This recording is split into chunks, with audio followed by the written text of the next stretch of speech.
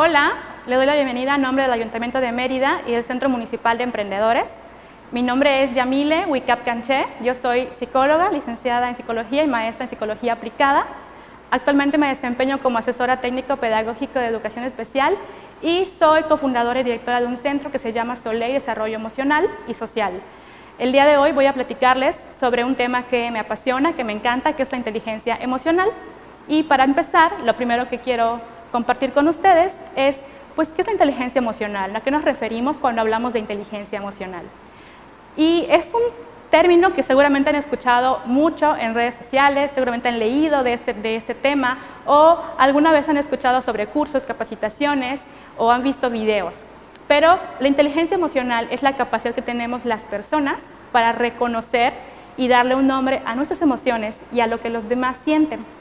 Además de esto, es una capacidad y es la capacidad para motivarnos a nosotros mismos. Es lo que nos mueve hacia las cosas y cuánta capacidad tenemos para movernos hacia un objetivo o hacia una meta.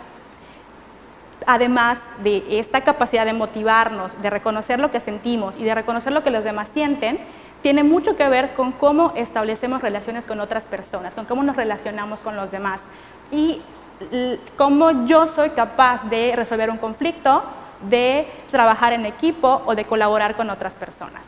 Esta capacidad es muy importante por muchas razones. Para que quede un poquito más clara la importancia, he decidido contarles un poquito sobre un experimento clásico que es como el que dio paso a las investigaciones y al auge que tiene la inteligencia emocional. Esta investigación se llevó a cabo en los 70s y marcó la pauta para que las personas comenzaran a enfocarse en la inteligencia emocional. ¿Por qué?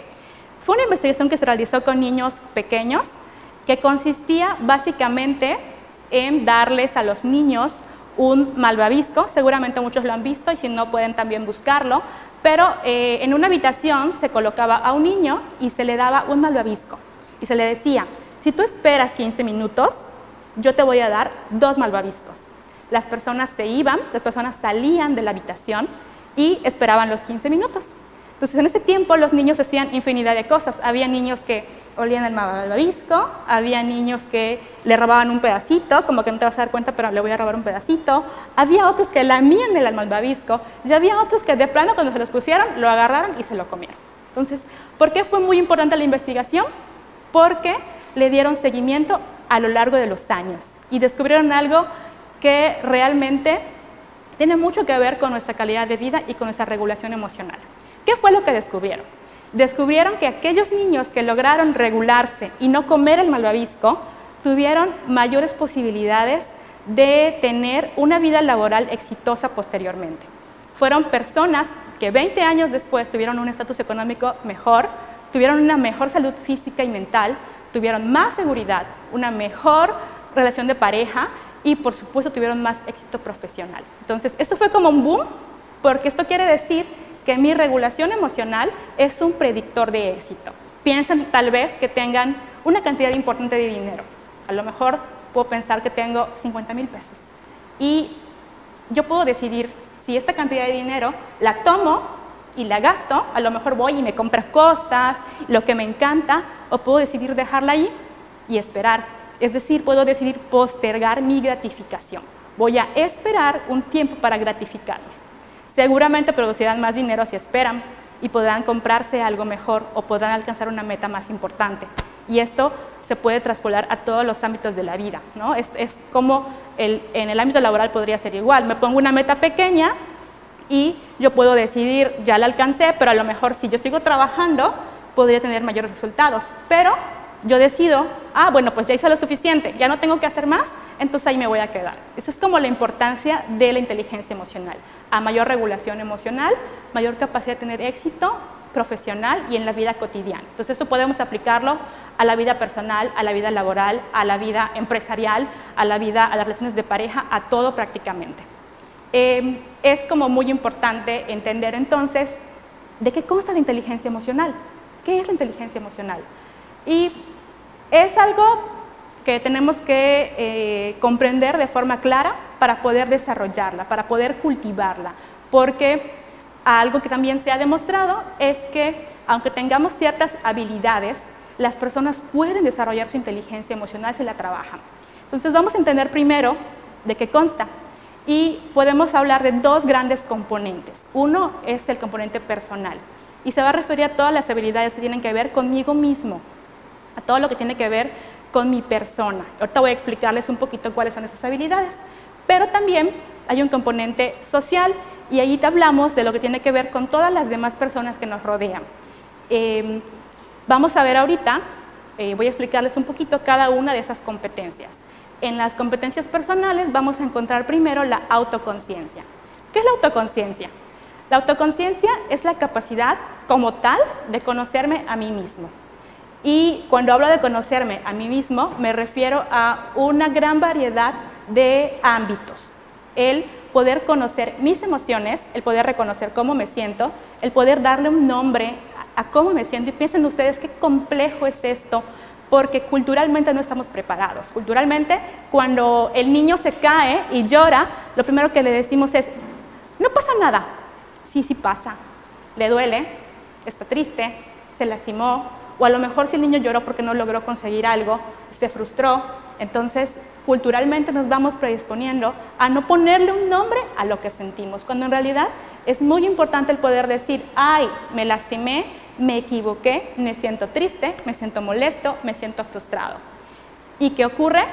Que entonces yo tendría que estar trabajando primero en poder nombrar y en poder reconocer qué es lo que estoy sintiendo. Pero también es muy importante el poder nombrar y reconocer lo que los demás sienten, el que yo pueda reconocer mis emociones, cómo las expreso, cómo las siento, en qué parte del cuerpo siento el enojo o la tristeza, me va a poder a mí también entender lo que los demás sienten. Entonces, la autoconciencia también implica el conocimiento de mis fortalezas y de aquellas cosas que tengo que reforzar o trabajar, de mis debilidades. Muchas veces somos muy buenos para algunas cosas, pero por lo general nos centramos en lo que no podemos hacer. Entonces, también es muy importante que podamos reconocer todas aquellas características personales que son positivas y que son fortalezas nuestras. Otra de las competencias es la autogestión y tiene que ver mucho con la competencia anterior, que es la autoconciencia. La autogestión, si ustedes piensan, a lo mejor han escuchado de autorregulación o control de las emociones, pero aquí lo realmente importante es aprender que las emociones no se controlan. Las emociones tienen que sentirse y tienen que expresarse de una forma adecuada. Tengo que poder decir, estoy molesto porque pasó tal situación. Estoy molesto porque no hiciste lo que te pedí, o estoy frustrado porque yo pensaba, yo esperaba que se hiciera eso de esta manera y al final no sucedió. Entonces, el poder darle un nombre a nuestras emociones, el poder reconocerlas, nos va a llevar un poquito a poder expresarlas de forma correcta, que es la autogestión. Pero la autogestión también implica el poder, pues como vimos como les conté hace ratito del experimento, el poder aplazar una recompensa, el poder decir, en este momento tengo que esperar, tengo que ser paciente para poder alcanzar algo posteriormente. Otra de las competencias es la motivación. Y la motivación también la hemos escuchado y vimos como que cursos de motivación o capacitaciones de motivación, y erróneamente pensamos que la motivación es decir, tú puedes hacerlo, lo hiciste muy bien, pero la motivación real está de forma interna, es la que me lleva realmente a alcanzar mis metas. Y implica precisamente el que yo sea capaz de plantearme una meta y de poder trabajar para alcanzar esa meta. Esto quiere decir que todas mis emociones las voy a poder gestionar correctamente para orientarlas hacia el logro de algo. Todas esas emociones y pensamos en un proyecto a lo mejor, para alcanzar un proyecto final yo tengo que hacer muchos pequeños pasos y voy a sentir muchas emociones, a lo mejor emoción porque lo voy a empezar y estoy muy feliz porque es algo que yo quería hacer mucho, pero en el camino algo no sale bien y siento un poco de frustración porque no estoy logrando lo que yo quería. Entonces, gestiono esas emociones, le puedo dar un nombre y una salida correcta, y como hago esa gestión adecuada, eso me va a llevar a poder alcanzar la meta haciendo un adecuado manejo de lo que estoy sintiendo. Es muy importante que aprendamos y conozcamos cómo podemos realmente nosotros motivarnos, para que podamos motivar a otras personas, porque, como les comentaba, yo puedo pensar que motivación es, sí, lo estoy haciendo muy bien, pero la motivación que realmente funciona es la motivación interna. Entonces yo también tendré que saber contagiar esa motivación hacia los demás. El cuarto componente o la cuarta competencia de la cual podemos hablar es la empatía. Y la empatía es ponerse en el lugar de la otra persona. Es saber cómo se siente mi compañero de trabajo, o a lo mejor mi pareja, o a lo mejor alguien de mi familia que para mí es muy importante. Y para entender cómo se siente, entonces yo tengo que saber y reconocer mis propias emociones. Tengo que saber qué señales me están indicando una u otra emoción en las personas. Es muy importante también entender que en la empatía no nada más es entender lo que las personas están sintiendo, sino también lo que están pensando. Y este es un ejercicio muy difícil porque incluso cuando nosotros tenemos que analizar nuestros comportamientos y nuestras emociones, el siguiente paso sería analizar qué es lo que estoy pensando, qué está pasando en esta situación. Y van a darse cuenta, si lo hacen, que realmente es muy difícil identificar esos pensamientos. Imagínense qué tan difícil es entonces ponerse en el lugar de la otra persona y poder pensar qué es lo que la otra persona está pensando ante una situación. Eso me va a dar a mí la perspectiva de lo que ocurre en esta persona y me va a permitir a mí entender un poquito más a la persona y saber por qué reacciona de una u otra manera. Entonces, esta competencia también es muy importante. Y la última competencia, que es la número 5, son las habilidades sociales. Cuando hablamos de habilidades sociales, todos pensamos tal vez en relacionarnos con otras personas, pero implica muchísimo. Implica el de verdad que yo pueda iniciar una conversación con alguien, entablar una relación con esta persona, entender a la otra persona, resolver un conflicto, también influenciar a la otra persona. Se dice, por ejemplo, que un buen líder no es el que da órdenes, sino el que logra convencer a los demás con lo que dice o con sus acciones, o a lo mejor siendo un modelo. Entonces, en esta competencia está inmerso todo esto, el poder motivar a alguien, el poder influenciar a alguien, el poder relacionarme con alguien, pero igual el poder cooperar con alguien, ¿no? Entonces piensen también mucho en aquellas personas que son muy hábiles en algún conocimiento o tienen un dominio muy bueno de algún tema, pero le da mucho trabajo el poder trabajar en equipo con otros. Entonces, ¿de qué sirve todo lo que sepan o todo lo que son capaces de hacer? De nada, porque no son capaces de aplicarlo en un contexto social y al final somos seres sociales que vivimos con personas y tenemos que poder relacionarnos correctamente. Entonces, pues les he contado a grandes rasgos de qué consta la inteligencia emocional y me encantaría poder, a través de esta plática, mejorar la inteligencia emocional de todos, pero realmente eso no es posible, ¿no? La inteligencia emocional sí puede mejorarse, sí podemos mejorarla, podemos aprender a ser seres con mayor inteligencia o más competentes emocionalmente, pero es un trabajo cotidiano y lo primero que tengo que hacer es tomar la decisión de mejorar esas competencias emocionales. Para esto yo les he preparado hoy unas preguntas que son claves para actuar con inteligencia emocional. Estas preguntas pueden aplicarlas a cualquier ámbito de su vida, pueden aplicarlas a la vida personal, a la vida familiar, a la vida laboral, a la vida empresarial, pueden aplicarlas a cualquier ámbito. Y les voy a contar a lo mejor un pequeño ejemplo de algo que como yo le he podido aplicar y en la cual la veo como reflejada, esperando que les sea un poquito más claro a ustedes, entender cómo podríamos usarlas. La primera pregunta sería, vamos a pensar en una situación problemática. Vamos a pensar, por ejemplo, que yo tengo un equipo de trabajo y tengo una persona en ese equipo de trabajo que es muy buena, es muy hábil, tiene habilidades que para mi trabajo y para lo que yo realizo me funcionan mucho.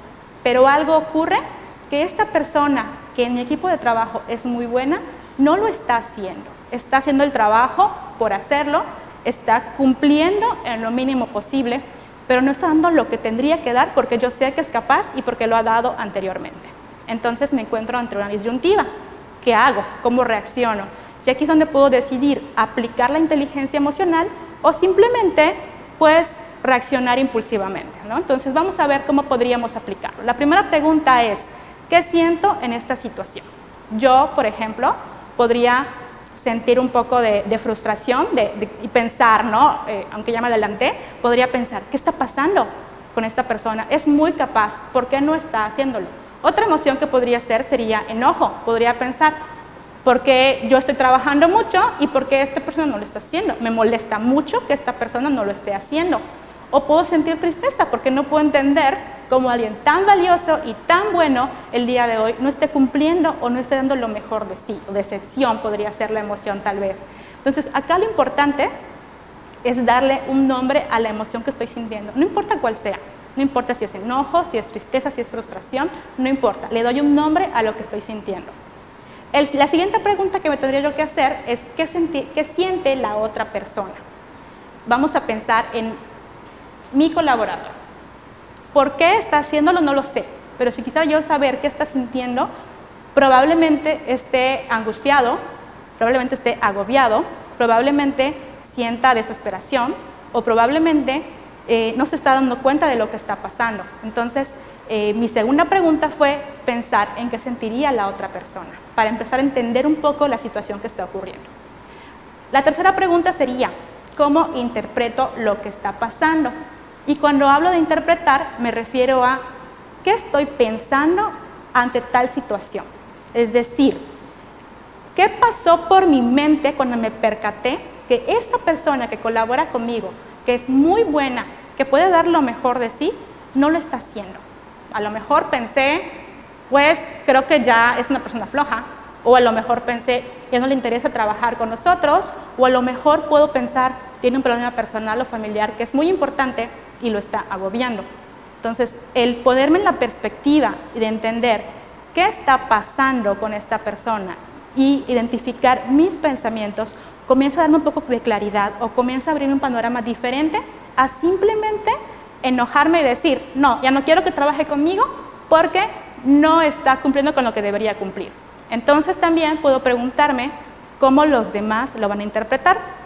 Y esto es, cómo los demás miembros de mi equipo de trabajo van a entender la situación. A lo mejor van a pensar, oye, ¿por qué yo trabajo tanto, pero esta persona no lo está haciendo? O, ¿qué le está pasando si era muy bueno? O, ay, mira, la persona que se lucía porque trabajaba muy bien, el día de hoy no lo está logrando hacer. Entonces, aquí yo ya estoy mirando el panorama desde una perspectiva más amplia antes de reaccionar simplemente. Ahora, si recuerdan, yo también les compartía cómo me sentiría en el lugar de la otra persona. Y cuando la persona que está en el equipo de trabajo, porque también me ha tocado estar en esa posición, no da lo mejor de sí y algo está ocurriendo, pasan muchas cosas por su mente.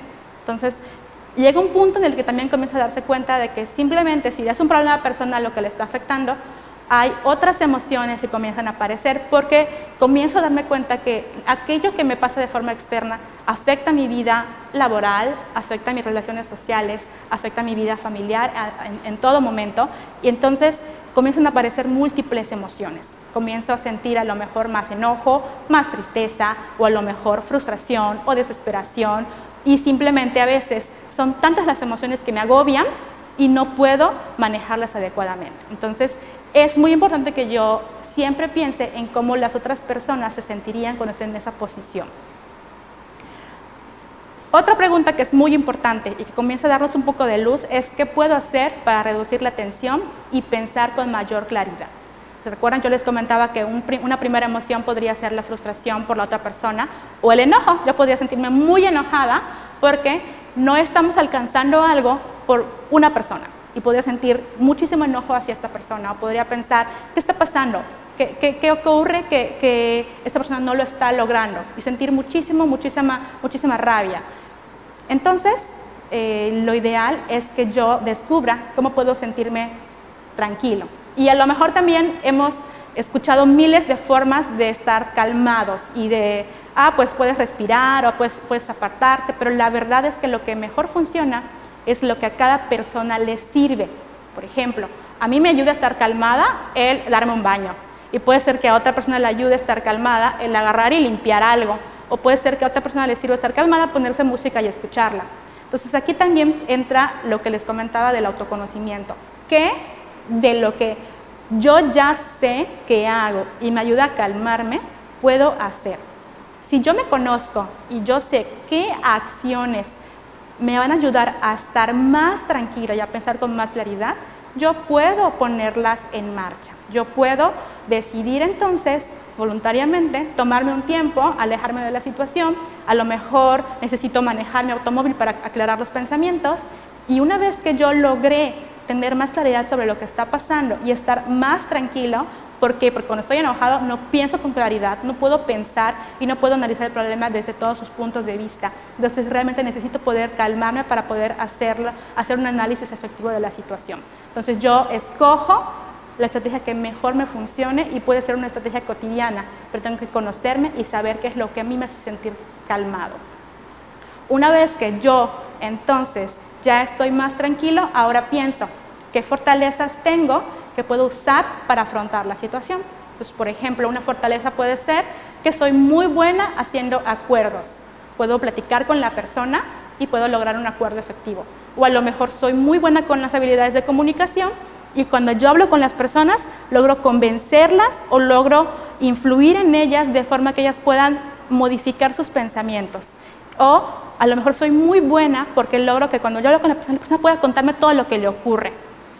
O a lo mejor yo soy muy buena planteando objetivos. Entonces, esas habilidades tengo que analizarlas antes y descubrirlas. Y en el problema pensar, ¿qué de todo eso en lo que yo soy bueno o buena puede servirme para afrontar la situación? Entonces, en esta situación del problema de la persona que está en mi equipo de trabajo y no está produciendo lo que yo esperaría que produzca, algo que podría servirme a mí serían las habilidades para poder establecer una comunicación efectiva y llegar a un acuerdo. Entonces, lo que sigue y mi siguiente pregunta sería, ¿qué he hecho en momentos en los que ha ocurrido esto con anterioridad? ¿Cómo lo he resuelto? Pues puedo pensar, bueno, en una ocasión me sirvió mucho hablar con la persona y comentarle lo que estaba pasando. En otra ocasión, algo que he hecho fue reunirnos en equipo y hacer una coevaluación del trabajo que estábamos haciendo, cómo estábamos trabajando cada uno y qué los demás miraban. En otra ocasión, pues lo que me sirvió más a lo mejor fue simplemente que alguien del equipo hablara con esta persona, que a lo mejor era la persona con más habilidades para poder influir en la otra persona y hacerle ver o poder entender un poco más lo que ocurría. Entonces, yo tengo que pensar en qué es lo que yo he hecho con anterioridad. Y vean cómo ya fuimos desde cómo me siento, cómo se siente la otra persona, qué está pensando la otra persona, ahora estamos en cómo lo he resuelto anteriormente, qué fortalezas tengo, y todo esto va a poder llevarme a otras preguntas que van a hacer que yo poco a poco pueda abordar el problema, que son, ¿qué objetivos a corto y largo plazo podría plantearme para resolver este problema? Y a lo mejor cuando digo objetivos pensamos, ¡ay, qué difícil un objetivo! Pero un objetivo puede ser algo muy simple como conversar con la persona, establecer con ella acuerdos específicos de cosas que podría ella mejorar para volver a ser una persona productiva para mi equipo. A lo mejor otro objetivo podría ser, pues, hacer un seguimiento de ese desempeño de la persona.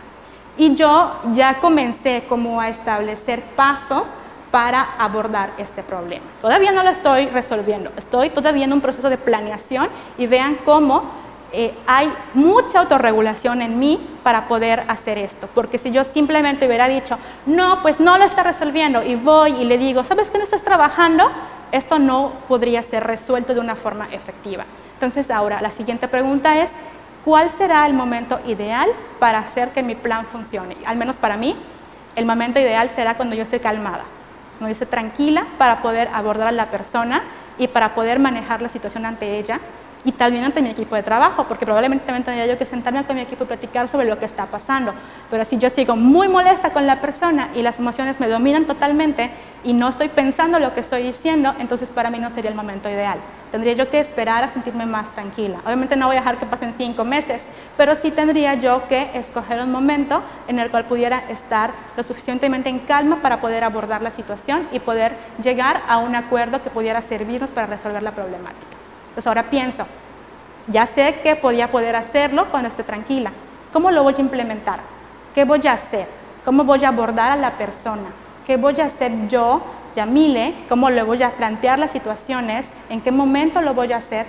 Y poco a poco le estoy dando un poquito más como de estructura a este plan que estoy desarrollando.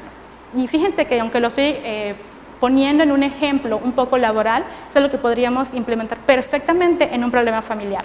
Entonces yo podría pensar como siguiente pregunta, ¿qué obstáculos puedo prever? Entonces, en el ejemplo que les estoy compartiendo del equipo de trabajo, pues a lo mejor un obstáculo podría ser que cuando yo me ponga a hablar con la persona no me cuente nada, me digan, no me pasa nada, no sé qué es lo que estás pensando, pero yo no tengo absolutamente nada, yo sigo igual que antes, yo sigo trabajando igual. Entonces un obstáculo podría ser que la persona no se haya dado cuenta de lo que está pasando, no quiera compartirme o no pueda reconocer aquello que está siendo un problema en nuestro equipo. Ese podría ser un obstáculo.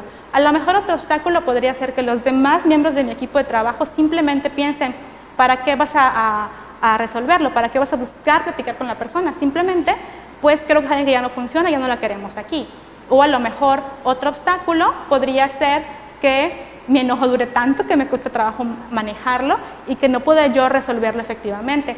Y a lo mejor otro obstáculo sea que yo realmente no sea la persona más buena en comunicación y en toma de acuerdos. Entonces tendría yo que pensar ante estos posibles obstáculos qué es lo que yo podría hacer. Entonces vean, reconocí mis emociones, reconocí lo que estaba pensando, me fijé una meta, reconocí lo que la persona estaba pasando, reconocí lo que la persona sentía, reconocí sus emociones, sus pensamientos, me puse objetivos y metas, preví obstáculos y ahora ¿qué sigue?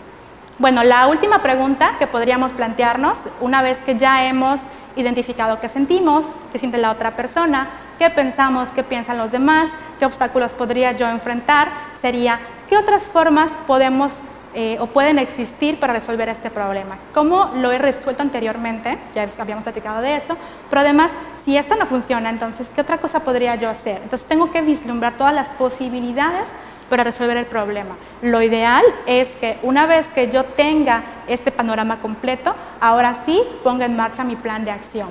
Esto, en general, nos lleva a pensar que yo no he actuado impulsivamente, sino que he decidido hacer una pausa en la situación y analizarla poco a poco para saber qué hacer en ella. Aquí también es muy importante, y a lo que podríamos hacer si estamos trabajando con un grupo de personas o colaborando con un equipo completo o con nuestra familia, si es un problema familiar que queremos abordar, es el poder compartir estas preguntas y este proceso de análisis con todas estas personas que me rodean. Entonces yo puedo sentarme con mi equipo o con mi familia o con mis colaboradores y platicar sobre lo que está pasando y plantear abiertamente las cosas. Para algunas personas esto va a ser muy difícil porque no estamos acostumbrados, van a sentirlo a lo mejor como, ay, hablar de esto es como muy difícil, pero si lo vamos haciendo de forma cotidiana, si vamos todos los días o en cada situación intentando hablar de lo que está pasando, de lo que sentimos, de lo que pensamos y de cómo podemos resolverlo, se vuelve una forma de resolver los problemas mucho mejor que simplemente actuar. Pero además, si yo lo pongo en la mesa y permito que todos puedan colaborar ante esta situación, va a haber una mucha mejor aceptación o una mucha mejor disposición de las personas hacia resolver las cosas, ¿no? Entonces, les invito realmente a intentar utilizar las preguntas en todos los ámbitos. Creo que son preguntas muy útiles. Personalmente intento cotidianamente utilizarlas, no siempre es fácil. Hay ocasiones en las cuales también reacciono impulsivamente. El que yo hable del tema cotidianamente no quiere decir que no reaccione, que no me enoje, que no explote y que no tome decisiones arbitrarias. Sí, sí lo hago, pero lo importante es reconocer que lo estoy haciendo e intentar mejorar la forma en la cual reacciono en otras ocasiones. Entonces, les invito a intentarlo, a tomar esto como una oportunidad.